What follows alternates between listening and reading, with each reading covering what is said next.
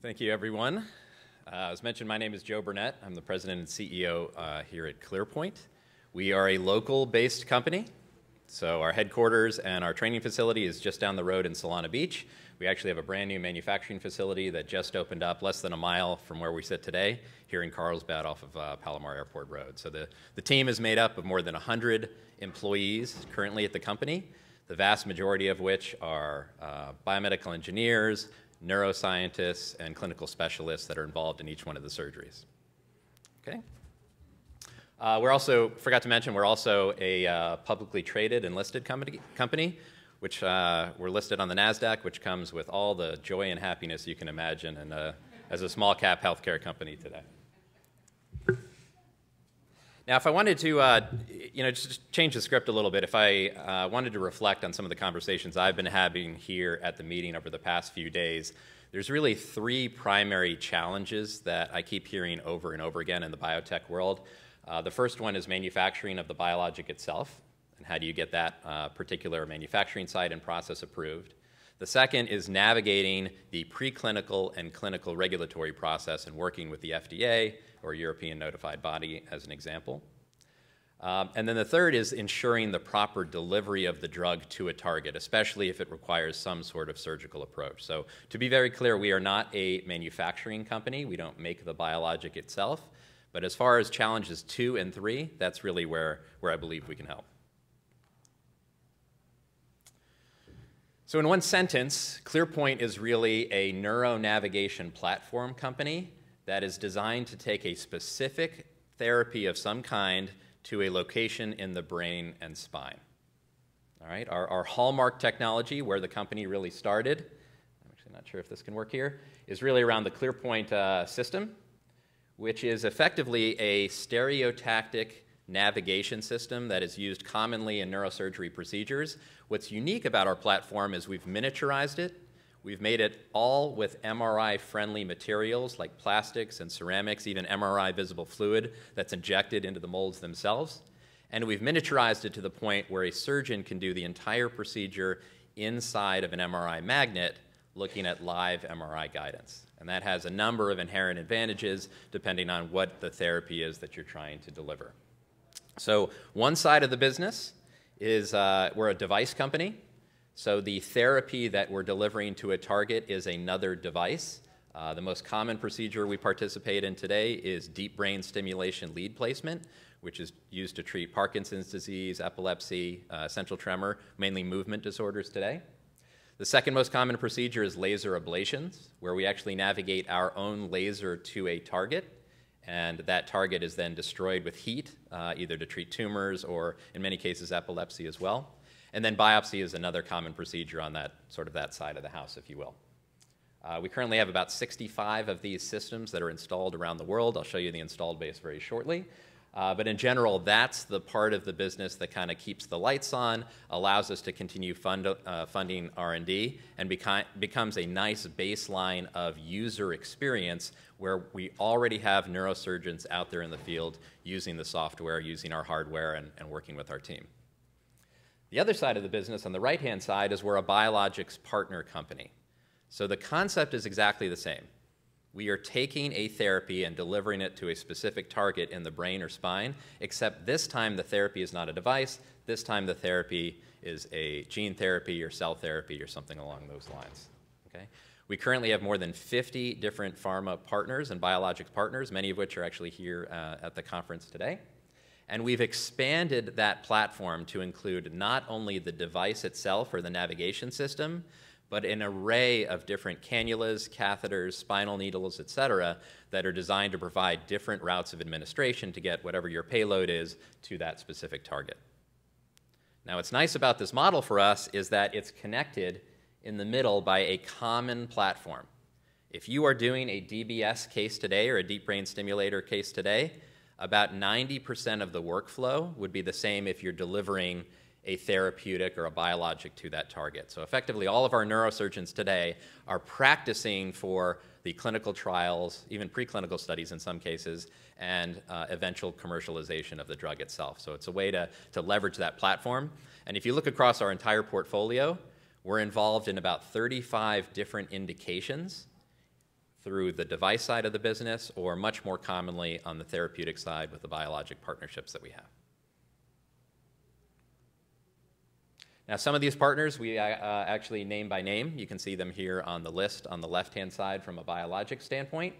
As I mentioned, there's about 55 or so different partners that we have, or academic centers, that are deploying the ClearPoint technology in one fashion or another. Now, what's interesting about our approach is that we've recognized some of the value that we can bring very, very early in the preclinical process. Our history had been simply, hey, a pharma company or a biotech company is interested in starting a clinical trial. They see that our cannula and our navigation system is the only one that's FDA and CE marked, so they go ahead and deploy us into the clinical trial at that point. But it was always historically an arm's length transaction. Now it's a little bit different. Now we've expanded all of the preclinical services that we can offer, anything from study direction to procurement of NHPs in some cases, to benchtop testing, flow dynamics testing, all of these different things, even regulatory consulting with the FDA, so that we can partner with a biotech partner much, much earlier in the process and help them to navigate all the way through. So to put it in perspective, we are routinely in the room with our partner and with the FDA, effectively representing the device side of the equation for them, so that our partner doesn't have to build out their own device team or anything along those lines. Our MRI system today is compatible with any of the major vendors. So, I mean, we have $150 million of invested capital that has gotten us to this point with the platform, and we continue to expand with new software, as I'll show in a second.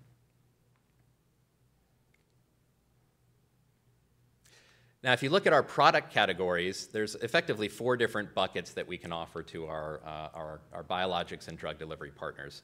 The first one, as I mentioned, is an array of different disposable navigation and delivery devices that are used during the procedure itself. And these things are designed specifically for different types of procedures. So the most common one I'll show a photo of in a second is called the SmartFlow Cannula. This is one that has been used routinely in IND studies. It's also actually approved commercially in Europe as a co-labeled device with the very first gene therapy for neuro that's ever been approved. Even though we do have that platform available today, it is incredibly common that we are building custom devices that either leverage some or all of that technology and can help meet the need of whatever that particular route of administration is, or the volume or the flow rate, be it in the gene or cell therapy side of the equation. The second part of our portfolio is the capital workstations, head frames, and software. We call it the octopus effect. Being a small company, we've tried to reach into other companies and pull out neuro-specific technology when we can. We work with New England Scientific, with Philips, with Siemens on a number of these different partnerships. This is something that is designed to, as I mentioned on the very first slide, to actually add quality control to the procedure itself. So it's one thing to target and to get to the right location. It's another one to have software that can actually characterize the infusion itself and be able to show you what level of coverage you got for your target. Not only are you in your target, but did you actually achieve the coverage that you wanted from a volumetric standpoint. The third part of the equation are the drug delivery services themselves, which can be anything from benchtop to wet lab testing. We do have access to a colony of NHPs where we do much smaller studies than you'd see at something like Charles River, not these massive GLP studies, but really sort of very, very early stage troubleshooting of workflows where our neurosurgeons, our veterinarians, our team has seen many different types of procedures, have helped different companies get to different targets, and we feel like we can reduce the risk and get to a truly effective and reasonable solution that can be deployed in the clinic, and do it again much earlier in the process without having to schedule these studies out 12, 18 months in advance, which is common. And then the fourth part of our equation are our employees and our people. As I touched on very briefly, we are doing these DBS and laser ablation procedures today. Every surgery that we do, we have a ClearPoint clinical specialist that's there in the room assisting in the quality, troubleshooting imaging issues, which are very, very common. No two neurosurgeries are the same, and building a relationship with that neurosurgery channel. So some of our partners, for example, have even asked us to build them their own advisory panels with groups of neurosurgeons, and we always include a diverse set, not just true ClearPoint believers that use us today in the MRI, but other surgeons that have experience in that gene therapy space and maybe have tried to do some of these procedures in the operating room and have seen those failures over the years and gravitated towards recognizing, hey, MRI guidance is truly an essential part of that quality control that I was mentioning. This is a list of our installed base, which I'm sure you'll recognize many of the typical academic centers that you would recognize through pharma clinical trials. I think there's really only one or two private practice hospitals that are on the list. The vast majority are these centers that we really see these procedures happening in the future. An analogy, I think, of the future of neurosurgery for gene and cell therapy is akin to a clinic called the Schuldeis Clinic. And I don't know if anyone knows this story, but it was effectively a failing hospital up in Canada. In 1970, J&J Ethicon made an investment into the hospital, and they said, you're no longer an everyday hospital, you are the world's premier hernia repair center.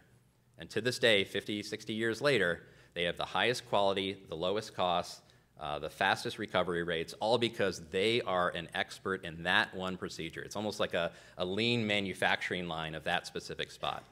And rather than us trying to install our center at every single hospital around the world, we're specifically choosing these centers that we believe are going to be these hot spots where patients with chronic disorders are able to travel to a specific spot and get that procedure done at a hospital that's done hundreds of them or thousands of them, not just doing one a month kind of thing. The other thing you might notice on the slide is on the top right, we've begun our European expansion. So we do have CE mark for this portfolio. We're approved in Brazil. We're approved in a few other countries as well. If we were only a device company, we probably would not be spending our money and going that quickly. But because we have a number of European biotech partners as well, in many cases they would like to do their procedures on their home field, if you will, with researchers that have been there from the beginning. So we've invested in getting these clinical approvals around the world as well. I would argue we have unparalleled clinical experience as it relates to our product as a combination devices with a number of these different diseases. We're currently or have been involved in, I believe, 25 or more different clinical trials at this point. And as you can see, across a very, very diverse set of different motor disorders, tumors, et cetera. What's interesting about this, and part of the key value that we provide, is that our navigation system and our cannulas have been in front of the FDA so many times that it's a familiar product. We have a complete dossier. We've tested in all kinds of viral vectors. We've different flow dynamics, et cetera. We always do specific testing with whatever the medium is that our new partner would need. However, the FDA is already familiar with our quality system and everything else. So when you go to the FDA and you say, hey, I'm ready to deliver this particular drug to the brain or spine, and they ask, well, what product are you going to use? I can promise you, if you say, oh, we're using the ClearPoint SmartFlow, they're going to say, oh, yeah, I've reviewed this a number of times before. I wouldn't say they're just going to check and move on to the next question. I'm being a little dramatic there, but nonetheless, it's a known entity, as opposed to going and saying, hey, we've got this new device, this new catheter, we made it ourselves. Again, that, if that adds 3 months or 6 months or 9 months to a timeline, that time is real money, and I think that's value that we can provide. Now, this is an image of our SmartFlow cannula that you can see that has a few unique features of it that are designed specifically for what's called convection-enhanced delivery, or delivery specifically to the brain under higher pressures. One example of this is our stepped distal tip design. This is designed to actually, as you're advancing the cannula into a specific target in the brain, you're injecting under high pressure, whether it's through a syringe or through a pump of some kind. You don't want whatever that drug or that medium is to back up through the hole that you just made in the target. So by having the step design, as you can see here, you're effectively creating a new seal as you advance farther and farther into the tissue, so it prevents some of that reflux. So that's one example. We actually have more than 75 different issued and licensed patents at this point in our portfolio. So every combination of catheter design, software design, et cetera, are things that are designed to make these procedures faster and more efficient. Importantly, we very well characterized the inner lumen of this particular device here. This is a very, very long cannula. However, there's only a total of 100 microliters of dead space in that, inside of a tiny little silica tube in the center, which is obviously an inert material that is one of the safer ones to bond with different agents. Again, this is something that's been characterized very, very well through our years and years of experience, and something that we can easily deploy as part of our conversations with the FDA.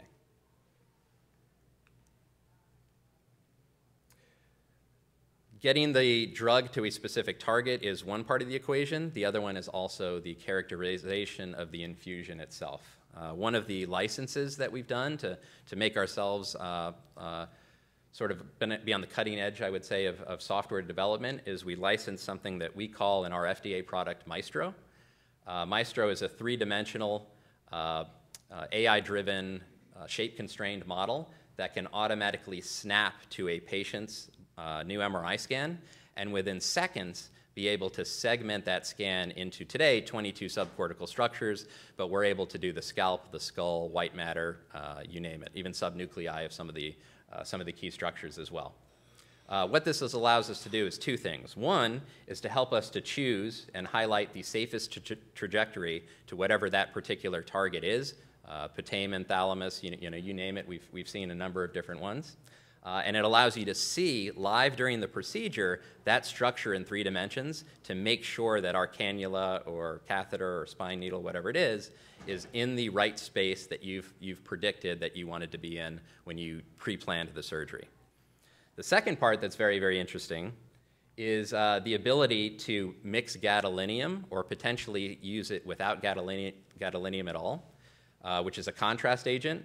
And it would allow that same technology that we've licensed to identify the envelope of the infusion itself. So a surgeon during the procedure can actually be not only seeing their target, but be measuring the percentage of coverage that they would see during the procedure, as well as the amount of leakage outside of the desired structure from a surface area or even volumetric standpoint. So as I mentioned before, some quality control mechanism we believe is going to be crucial, especially during the early regulatory side of the process, because whether it's, eventually there are patients that end up being non-responders, and the FDA or later an insurance company is going to wonder why did they not respond. And having all of this data available to you is something that we think is going to be an essential part of the quality control process. The next step that we're looking to evolve to is to be able to actually use diffusion-weighted scans and build a model which is, let's call it, well underway. It should be fully functioning by the end of this year. That will allow you to actually plug different inputs into that patient-specific MRI scan and be able to say, hey, with this volume, this duration, this flow rate, this viscosity, what is the predicted dispersion of the drug in this particular patient? Because I can tell you, an 80-year-old brain is very different than a 40-year-old brain, and the diffusion parameters of where that drug is going to go is very different. And if we take the right scans on the MRI for that patient's workup, we think we can predict that quite well. And in the future, what we'd see is a version of our software for every one of our partners that would have a specific app that would say, hey, I'm going to treat this patient with this particular drug. I will unlock the app, plug in those parameters, and be able to pre-plan the procedure to not only decide how effective it's going to be, but where should I place the tip of that cannula to make sure I'm going to get the best coverage with as few trajectories as I possibly can to the target. We've made quite an investment in our portfolio. These are just a few examples that are there, all of which are designed to enable procedures. And when we talk about enabling procedures, it's not just getting drug and coverage to the right spot, but shortening the duration of the procedure and making sure the patient is under anesthesia for the shortest period of time possible. So an example of one of those things would be an MRI drill that's in development. We look to submit to the FDA sometime in the next 6 months or so. That MRI drill would allow you to speed up a procedure by 15 to 20 minutes because instead of using an MRI-compatible hand drill, you can actually use a power drill to get access very, very quickly. To be clear, all of our procedures are done in a minimally invasive fashion. So the typical size of the burr hole or the incision that goes through the skull is about 4 millimeters. So very, very small, very, very quick recovery rates. The patient, depending on the drug and whatever the condition is, For our laser ablation procedures that are the same size, they are routinely in the hospital for under 24 hours, as an example. Now, one much more significant investment we've made in the near term is everything we're doing in cell therapy. Again, the techniques are different, the volumes are different, the flow rates are different. One key challenge that we wanted to be able to do is to be able to say, hey, how can we deposit cells at multiple locations without creating multiple burr holes around the head? We licensed technology from UCSF, for example, which you can see an example of here, which is a steerable device that's capable of being front-loaded and would allow you with one burr hole or one trajectory to actually deposit cells in multiple locations and get, again, better coverage, which is something we're kind of all seeking. I can't stress this enough that the experience of our team is something that we value quite a bit. And we have, I would argue, invented new routes of administration as well as new techniques, which completely and totally depend on how early we're able to start working together. If we can be there from the very beginning, our staff, again, veterinarians, neurosurgeons, et cetera, can actually sit there and help plan what the appropriate procedure is and really augment and complement many neuro companies that often have their own group of neurosurgeons that are providing advice. We have kind of a different perspective and a different level of experience, having done so much preclinical work, that I think tapping into that is really one of the primary services that we can offer today.